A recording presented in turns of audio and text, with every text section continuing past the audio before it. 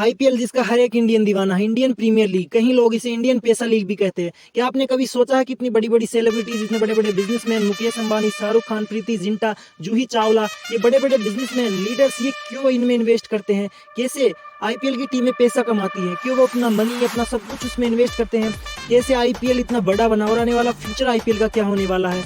कैसे जो खिलाड़ी है वो सेलेक्ट होते हैं आईपीएल में, क्या प्रोसेस? अगर कोई टीम को बाय करना चाहता है आईपीएल में तो उसका क्या प्रोसेस है? क्यों मुकेश अंबानी इतने अमीर है, वो सारे बड़े बड़े खिलाड़ियों को क्यों नहीं खरीद सकते? क्या रीजन है कि लगभग सभी बड़े बड़े खिलाड़ी अलग अलग टीम्स में रहते हैं, मतलब बैलेंस सी टीम रहती है सबकी?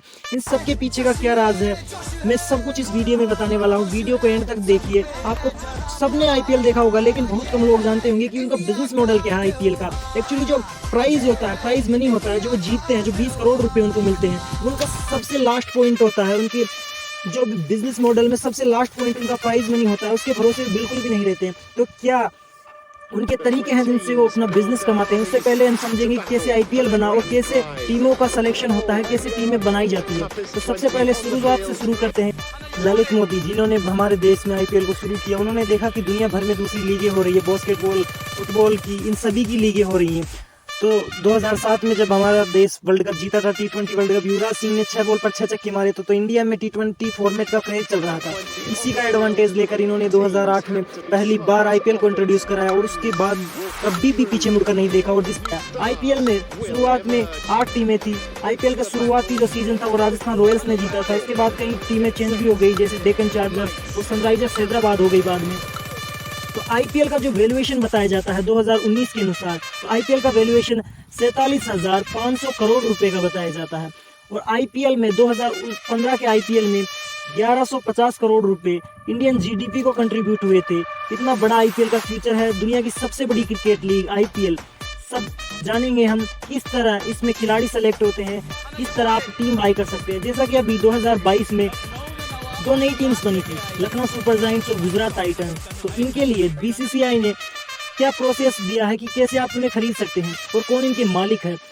तो आरपीएसजी ग्रुप जिसने लखनऊ सुपर जायंट्स को खरीदा है, और जो सीबीसी कंपनी है उन्होंने अहमदाबाद यानी गुजरात टाइटंस को खरीदा। कैसे आईपीएल ने बीसीसीआई को रिचेस्ट क्रिकेट बोर्ड बना दिया, दुनिया का सबसे अमीर क्रिकेट बोर्ड बना दिया। आपने ध्यान दिया कि 7,090 करोड़ की लखनऊ की टीम बिकी थी और 5,625 करोड़ रुपए में अहमदाबाद यानी गुजरात टाइटंस बिकी थी। क्या कारण है इतनी महंगी टीमें बिकती है? इन्हें 10 साल के लिए इन्हें बेचा जाता है।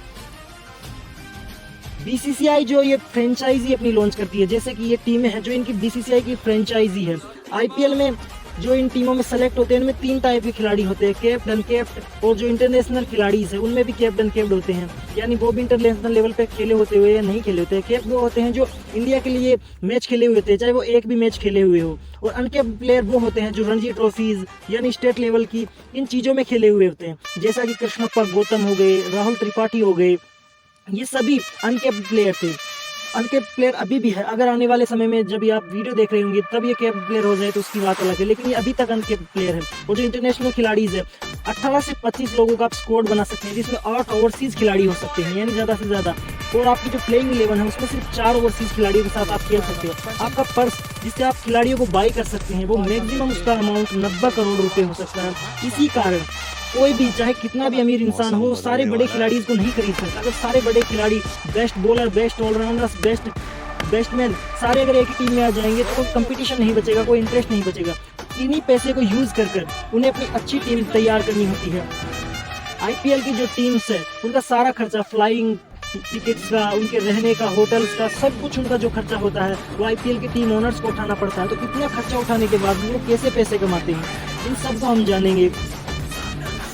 सबसे पहला जो उनका तरीका है पैसे कमाने का, वो सबसे पहला है मीडिया राइट्स और स्पॉन्सरशिप। आपने देखा होगा कि मीडिया राइट्स और स्पॉन्सरशिप, जैसा कि आईपीएल कभी भी सिंगली ऐसे नहीं बोला जाता कि आईपीएल 2020 या उसके सामने होता है, जैसा कि अभी टाटा आईपीएल है, पहले ड्रीम 11, उससे पहले डीएलएफ आईपीएल, वीवो आईपीएल, इस तरीके से नाम होता है। तो क्या कारण है कि कंपनी इनके लिए इतना पैसा देती है? जो वीवो था उसने इसका स्पॉन्सरशिप के लिए 2199 करोड़ रुपए दिए थे, लगभग 2200 करोड़ रुपए के लिए। 5 साल का इनका टेंडर था। तो शुरू से शुरुआत करते हैं। डीएलएफ आईपीएल सबसे पहले बोला गया 2008 से लेकर 2012 तक। इनके लिए इन्होंने 200 करोड़ रुपए की डील हुई बीसीसीआई के साथ। बाद में पेप्सी को ये टेंडर मिला जो 5 साल के लिए 397 करोड़ में था, लेकिन 3 साल में ही इनका टेंडर टूट गया क्योंकि राजस्थान और चेन्नई को बैन कर दिया था, तो उनकी वजह से इनके बीच में अनबनी हो गई और उनका कॉन्ट्रैक्ट कैंसिल हो गया। बाद में इसे वीवो ने टेक ओवर कर लिया, वीवो ने इसका स्पॉन्सरशिप ले लिया, 200 करोड़ रुपए उन्होंने 2 साल के लिए पे किए और उन्होंने बाद में इसको कंटिन्यू रखा। 2018 से लेकर 2022 तक उन्होंने 2199 करोड़ रुपए पे किए इसकी स्पॉन्सरशिप के लिए, इसके टाइटल के लिए। और फिर जो इंडिया चाइना का विवाद हुआ उसके कारण उसे वीवो को हटा दिया गया।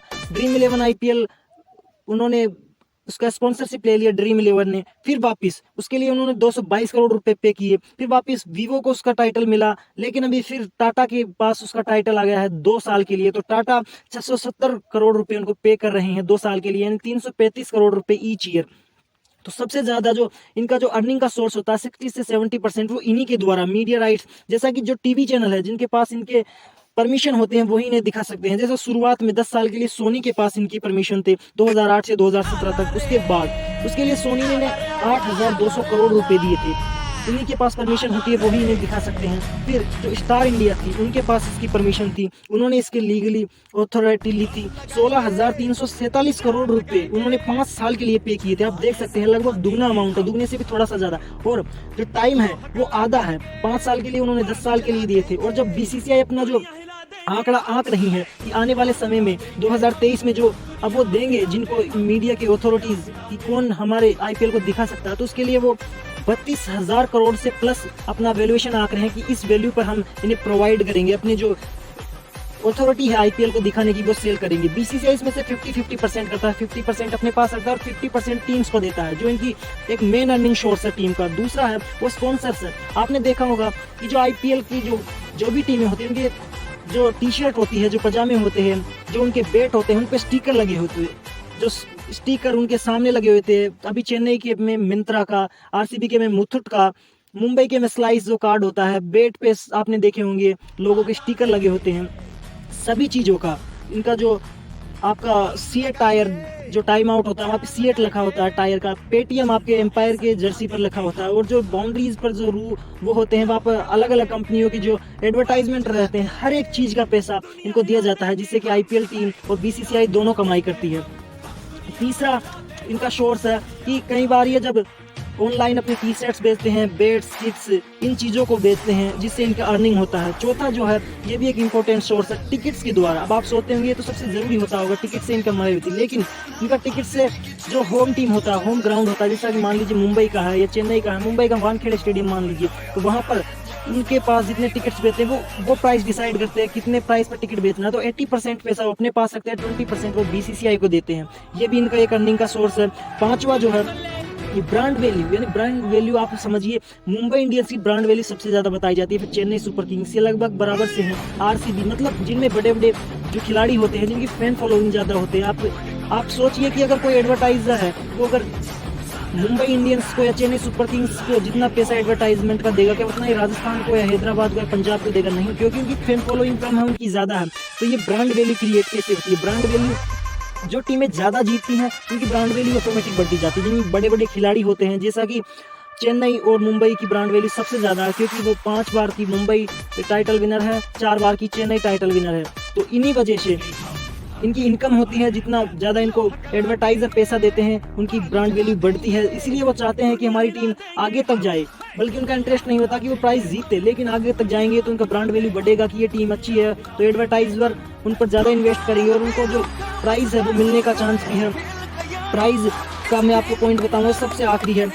और छठा जो तरीका है वो शेयर्स के द्वारा भी ये अपने उसको खरीद सकते हैं, यानी अगर कोई डायरेक्ट टीम को नहीं बाय कर सकता तो वो पार्टनरशिप में कर सकता है, जैसा कि जिंदल जो कंपनी है, JSW, उनका दिल्ली में उनकी पार्टनरशिप है जूही चावला जी की, शाहरुख खान जी के साथ है। सातवां जो प्राइज मनी का है, जब ये ऐसे कोऑपरेट करते हैं तो ये अपने पब्लिक जो भी दूसरा होता है दूसरों के लिए भी एडवर्टाइजमेंट कर सकते हैं, या अपने खुद के लिए भी उन खिलाड़ियों से एडवर्टाइजमेंट करा सकते हैं। तो ये अपने बिजनेस को भी शेयर करते हैं, अपने बिजनेस को प्रमोट भी करते हैं। जैसा कि अभी आपने कई बार देखा होगा किंगफिशर का एड लगभग सारे ही जो टीम्स के खिलाड़ी है वो कर देते हैं, जियो धनाधन।